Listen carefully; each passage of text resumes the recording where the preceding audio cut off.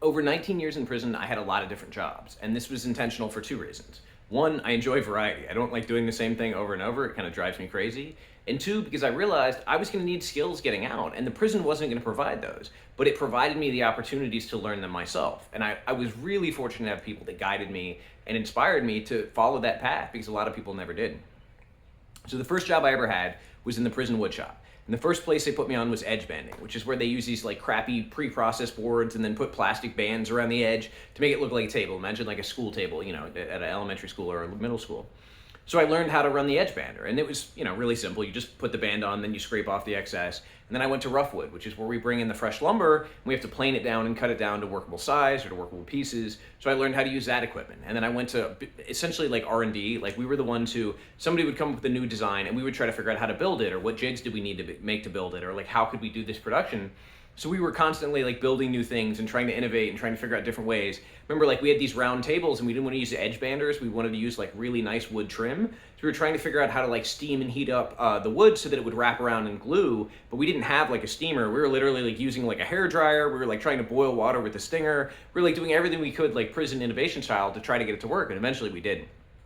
So I got to learn all these kind of different skills, and if I got out, I would be able to go to a lumber mill, or I'd be able to go to a wood shop, or I'd be able to go to a cabinet maker and say, hey, this is what I've done, like this is my experience. Then after that, it was just kind of like bouncing around. I cleaned showers because it was just something to do, and it got me out of the cell, because at Nottoway, you were stuck in the cell until 12:30 every day. So it's like, if I can't get out of the cell all morning, I'm gonna lose my mind. If I can get up, I can go clean the showers, I can watch some TV in the pod, I can kind of hang out and do stuff. I cleaned the floors, I cleaned the rails, I had different jobs. The one that really kind of taught me something, though, I got on the paint crew. And painting in prison is really simple. We just had latex paint. Every now and then we would do oil paint for something. But it was like, I didn't know how to paint. And that may sound really obvious to some people who have experience, but like how to do proper strokes and how to do proper coating and how to get it a certain way, how to make sure you scrape enough but not too much. Like I learned how to paint. So I knew getting out, okay, I can go paint houses, or I can go paint offices, or I can go do some kind of work along those lines. We were even supposed to get a sprayer, and it didn't end up happening, but I remember thinking how cool that would be to learn to spray paint, both for houses and then hopefully for cars or for different experiences. So when I left Nottoway, got to Buckingham, and I got into basically a mentor position, or a tutoring position. So they had what they called a Podpal, which was a peer assistance liaison. So you were like the pod tutor. You were the one people came to when they had questions about their GED, or people who didn't know how to write, if you wanted to read them letters or write letters for them or help them fill out request forms. And it was so weird because you could help them fill out request forms but not grievances. But it's like, if this dude doesn't know how to read or write, like how can he fill out the grievance? They're like, well, you tell him what to say, like letter by letter. And that just seemed really ludicrous to me. So like I may have broken the rules and actually like written for them, the guys that couldn't write, rather than telling them letter by letter. But it was just a chance to do different things. I spoke Spanish, so I got to kind of like translate for different people. I started getting called down to do orientation and translate for orientation. From there, I got a job in the law library, and that was one I had for about 5 or 6 years. And so I learned how to research legal precedent. I learned how to help people. I learned about the grievance procedure. I learned to give people the information they needed. And it was a neat experience because it was like a real office job. Like I got up in the morning, I went down there, I had to do all the paperwork, I had to do all the inventory, I had to do all the logistics. Like it was a cool thing that taught me what I could do in an office, because I'd worked in restaurants and I'd worked, construction before I went to prison, but I'd never worked an office job. I didn't know the daily thing. And I got to work on a computer, because before that I hadn't been able to touch a computer. So I actually got permission, and I was still doing my college work, and everything had to be by hand up to that point, where I could go into work and I could type on the computer. And that was really cool because I could like type and get it printed out. I had to get like special permission every time, and I had to like bring my own paper because I wasn't allowed to use state paper. It was kind of a crazy situation, but it was a neat thing, and I liked it, and I learned, and I built a lot of relationships with guys. We actually helped get one guy out. So he had been arrested for possession of a concealed weapon, and what he had was a kitchen knife set, like essentially the knife set that a chef would have, and he had it on his belt. And the cop said that he had had it concealed and under a jacket. He said he hadn't, but that was irrelevant because it's not illegal to have a kitchen knife set. Like you can have that concealed because it's not a dirk, dagger, or like weapon. And that was what the statute said, but he had been convicted, which meant the defense attorney, the prosecutor, and the judge, none of them paid attention to the actual statute and what was actually legal about a concealed weapon until we put in the appeal, and the Court of Appeals was like, yeah, you're right. Like, this does not meet the definition of a dirk, dagger, or like weapon. Like, this cannot be considered a concealed weapon. Like, you're going home. And that was such a cool feeling to help this guy get out because he was in prison for not committing a crime. And that happens far more than you think. So I had this cool job, and then I was like, I want to do something else. I want to get into, a vocational field. I want to learn a trade. So at first, I was a math tutor in the plumbing class, because the only way I could get in was to use the experience I had, and I'd never done plumbing. So I went over there. I was a math tutor because to begin one of the vocational classes, you had to like go through a basic math section. You had to be able to figure out square footage. You had to figure out like fill. You had to figure out things you would have to do in that field. So I went and I was the guy who tutored everybody, and then I managed to jump on a maintenance crew. So I had done painting at Nottoway, which was, something similar, like technically it was a maintenance crew, but it really wasn't. And I had a bunch of buddies on the electronics crew, and we had a really cool boss who actually taught us stuff. Like the guy was a master electrician, but also was essentially electrical engineer. Like he would teach us classes. Like he would go, we had a little what we called the Bat Cave, which was an area where we kept all our supplies. We would go to like organize, all the things we needed for that day. And he would put stuff up on like basically a whiteboard, or just use a big, piece of, like cardboard, and draw out like, okay, these are the equations, here's how we're going to run this, like what's the best way to do this, what's the most efficient. Like it was huge. It actually taught me a lot about electronics and about electrical that then helped me later on. So by having this job, I was eligible to take the electrical apprenticeship. So I was able to start getting hours and start getting experience on the job training and in-class training to get my journeyman's license. And after 4 years, I had enough hours, and it took a whole lot of, kind of back and forth, but I was finally able to test and get my journeyman's license. So I left with a license to practice.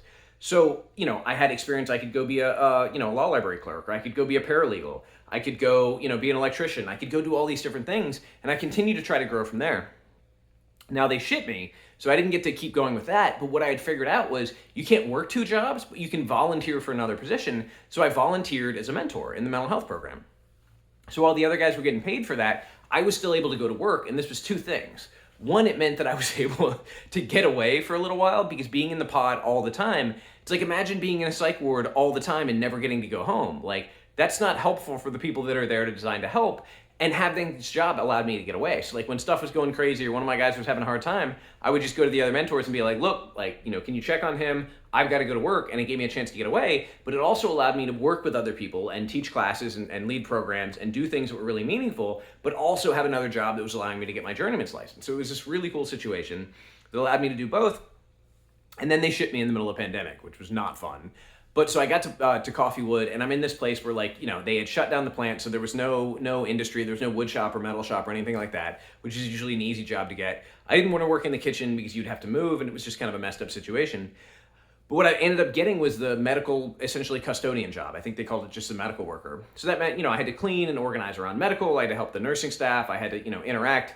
It also meant that I had to be like biohazard trained. So when somebody, took a crap in the shower or got, really sick and threw up everywhere, overdosed and, made a mess of things, I had to go in and clean that up, either in the actual housing units or in medical. So I remember one time at like 4 a.m, they called me in and I was like, oh man, what's going on? This is weird.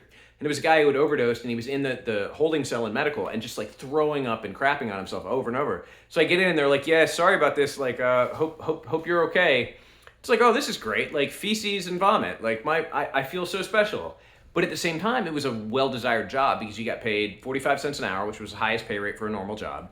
And you get to work around the nursing staff. And, it was that there were a lot of women, that they were often attractive, that it was whatever. But it was also just being around people who treated you as a person. The security staff, you were a bed number. You were like, 5A, 41 bottom. You weren't like Jesse. You weren't a person. And the medical staff was different. Like the staff everywhere I worked was different because they would actually treat you as a person. Once they got to see you as a human being and realize that you had thoughts and feelings and ideas and beliefs, they would treat you accordingly. And it was so nice because I had different, over the years, I had different staff, I had different people that I worked with, different bosses who would call me Jesse or would call me, treat me like a human being. And let me say that just helped. And so that day when they finally came in and said, hey, Mr. Crossan, you're going home, I had to go to medical to get my medical records. Like I had a couple staff members like go to hug me and then realize like, oh wait, like we can't do this. Like this isn't allowed. Isn't that insane? Like I'm literally like 2 minutes from walking out the gate and being a free person, and they can't show any actual affection because that would be like a charge on their record. Just like prisoners have charges, staff members get write-ups. And fraternization is a write-up that can get them fired. It is completely insane that like they can't celebrate the fact that they're happy for me, having done enough that the governor decided I deserve to go home because they could lose their job.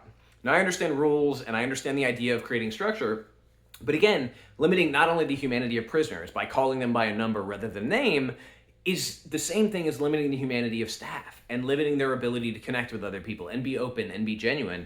And I think it's really problematic when you're at essentially a low security institution where we've already determined like this is not the biggest issue, like we need to look at bigger issues. We have a really high recidivism rate at these low security institutions. Like what can we do better? Well, apparently we can't express genuine emotion or interaction.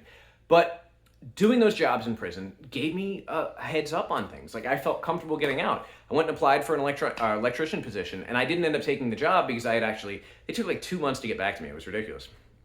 I had already taken another position, so I had things to do, but I had experience, in offices. I had experience using, word processors and Excel and different things on the computer. I had experience doing electrical work. So when somebody called me up and said, hey, I need a side job, or when my buddy called me up a few weeks ago and said, hey, my vending machine's broken, can you come check it out? Like I've never worked on a vending machine before, but I know how electricity works. I know how electronics works. I can at least figure out what the problem is. And it was really cool to have all those skills from my time in prison because, again, other than the journeyman class or the apprenticeship, like they didn't teach me these skills. These were skills that I learned on the job. And I think that's the best way to do it. If you can find that mechanic who learned how to do it by working on cars rather than going to school, if you can find that person who learned because they loved it and they were passionate about it rather than because somebody made them take it in school, they're going to have a different understanding and a different appreciation. And so I try to bring that to everything I do, and I credit my experience working in prison.